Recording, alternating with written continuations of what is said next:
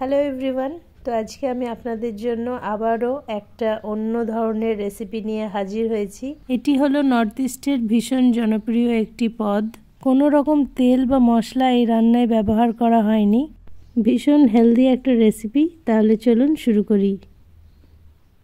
তো এখানে আমি 500 গ্রামের মতো পাঙ্গাস মাছ নিয়েছি। আপনারা অন্য যে কোনো রুই বা কাতলা মাছ দিয়েও বানিয়ে নিতে পারেন। আমি পাঙ্গাসটা এই জন্যই নিয়েছি কারণ নাগাল্যান্ডে এই মাছটা অনেক বেশি খেতে ভালোবাসে এখানকার মানুষেরা। তো এখন একটা পেঁয়াজকে কুচি করে দিয়ে দিলাম। তারপর এখানে একটা টমেটোকে আমি পাতলা পাতলা করে কেটে দিয়ে দিচ্ছি। এই পাঙ্গাস মাছ আমাদের শরীরের জন্য অনেক বেশি হেলদি। এই মাছে রয়েছে omega 3 fatty acid and omega 3 fatty acid 6 আর সেই সাথে ভিটামিন ডিও রয়েছে।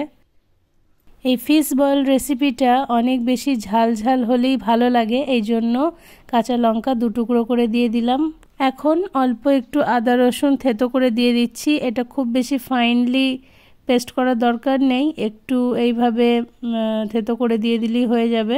নাগারা অনেক বেশি স্লিম হয়, আমার মনে হয় ওরা রান্নায় একদম তেলের ব্যবহার করে না, জিরা অয়েল দিয়ে রান্না করে ওরা, এরকম বয়েল খেতে ভালোবাসে। এখানে আমি 1 টুকরো নাগা মরিচ বা রাজা মরিচা নিয়েছি, বেশি ছিল না আমার কাছে, এইটুকুই ছিল, এই জন্য আমি এইটাই এখন বয়েলে দিয়ে দেবো। এই মরিচটার একটা যে স্মেল, ওই স্মেলটা আসবে, ভালো লাগবে। এবার দিয়ে দিচ্ছি স্বাদ মতো লবণ।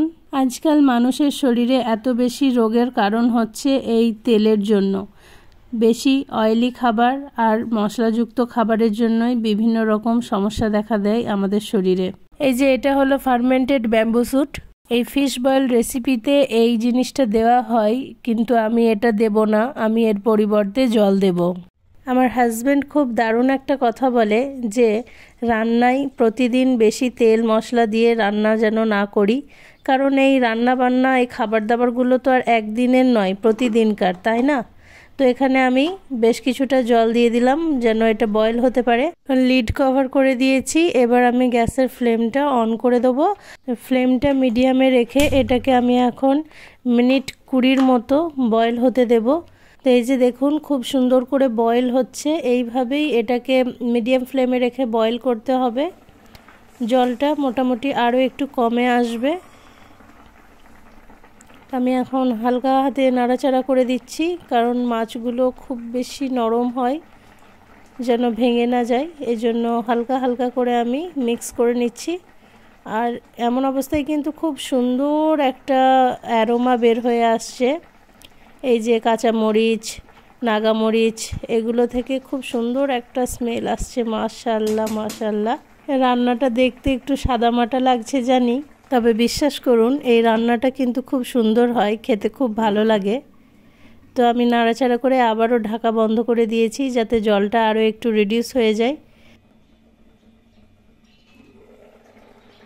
তো এখন আমি অনেকটা পরিমাণ ধনেপাতা নিয়েছি, এখন এই কুচানো ধনেপাতাগুলো উপর থেকে স্প্রিঙ্কল করে দিয়ে দিচ্ছি। এইভাবে বাড়িতে আপনারা একবার বয়েল রান্না করে দেখবেন, খুব ভালো লাগবে। আর আমি এখন হালকা হাতে নাড়াচাড়া করে ধনেপাতাগুলো মিশিয়ে নিয়েছি, আর জলটা কিন্তু অনেকটাই আগের থেকে কমে গেছে। এই যে দেখুন আগের তুলনায় জলের পরিমাণটা অনেকটা কম হয়ে গেছে। এখন আমি গ্যাসের ফ্লেমটা বন্ধ করে দেবো আর তারপর আপনাদেরকে সার্ভ করে দেখাচ্ছি। তো এই যে দেখুন আমি সার্ভ করে নিয়েছি। তো দেখলেন কত সহজে আর কত তাড়াতাড়ি এত সুন্দর একটা ডিশ রেডি হয়ে গেল, বিনা পেঁয়াজ, বিনা তেল, বিনা মশলাই। তো এগুলোই হলো অ্যাকচুয়ালি হেলদি রেসিপি। সো এটাই ছিল আজকের সিম্পল একটা ফিশ বয়েল রেসিপি, খুবই সুস্বাদু খেতে, আপনারা অবশ্যই বাড়িতে ট্রাই করবেন। So it healthy and stay happy. রেসিপিটা যদি আপনাদের কাছে ভালো লেগে থাকে তাহলে অবশ্যই একটি লাইক করবেন, কমেন্ট করবেন, আর যদি চ্যানেলটিকে এখনও অবধি সাবস্ক্রাইব না করে থাকেন সাবস্ক্রাইব করে নিন।